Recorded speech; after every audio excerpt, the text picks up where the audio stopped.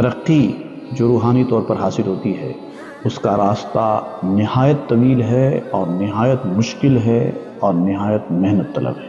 بظاہر تو ایک انسان کو اس مقام پر پہنچنا مشکل سے بھی زیادہ مشکل یعنی کہ قریب ناممکن کے ہے، لیکن جب آدمی کوشش کرتا ہے اور 100% دیتا ہے، اپنی طرف سے مجاہدہ کرتا ہے، اسٹرگل کرتا ہے، تو جیسا کہ اللہ تعالیٰ نے فرمایا وَالَّذِينَ جَاهَدُوا فِينَا لَنَهْدِيَنَّهُمْ سُبُلَنَا، جو ہمارے راستے میں جہاد کرتے ہیں ہم اس کو اپنا راستہ دکھا دیتے ہیں۔ تو جب اللہ تعالیٰ کسی کو راستہ دکھانے کا ارادہ کر لے تو اس کے لیے کوئی چیز مشکل نہیں۔